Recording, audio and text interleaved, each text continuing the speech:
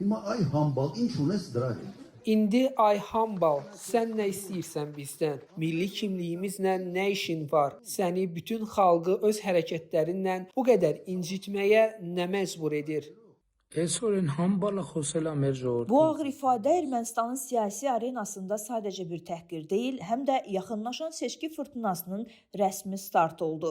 Ölkənin ikinci prezidenti Robert Köçəryan baş nazir Nikol Paşinyanı hədəf alarkən diplomatik etiketi bir kənara qoyaraq küçə leksikonuna keçid etdi.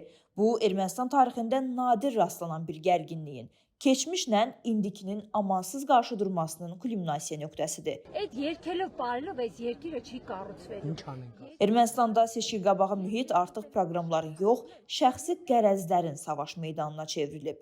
Cəmiyyət iki qütbə parçalanıb. Bir tərəfdə Köçəryanın revanşist tərəfdarları, digər tərəfdə isə Paşinyanın inqilabçı komandası. Bu gərginlik fonunda hambal kəlməsi siyasi leksikonun mərkəzinə oturdu. Köçəryan Paşinyanı milli kimliyi məhv etməkdə ittiham edərkən ona olan nifrətini bu tək sözlə ifadə etdi.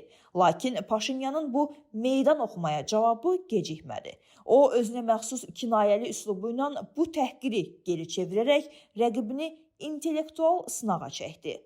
Esorin hambala xosela. Köçəryan deyib ki, partiyamızda hambal sözü qəbul etmişik. Bəli, biz onun haqqında danışarkən hambaldan istifadə edirik. Ermənistanda həm Robert, həm də Köçəryan adları ayrı-ayrılıqda hambal kimi qəbul edilir. Bu gün həmin hambal xalqımızın identikliyi haqqında danışıb. Əgər o canlı yayımda identiklik sözünün bir hərf səhvi belə etmədən yaza bilsə, söz verirəm ki, ona hambal deyil, Robert Köçəryan deyəcəm. Beləliklə, Ermənistanda siyasi tənlik bəsitləşdi. Robert üstəgəl Köçəryan bərabərdir hambal. Paşinyan bu addımı ilə Köçəryanın təhqirini onun öz əleyhinə çevirməyə çalışdı. İndi Ermənistan seçicisi iki liderin arasındakı bu ağır ritorikanın kölgəsində qərar verməli olacaq. Siyasi mədəniyyətin hambal səviyyəsinə endiyi bu mühitdə seçki sandığından kimin çıxacağı yox, ölkənin bu gərginlikdən necə çıxacağı əsas sual olaraq qalır.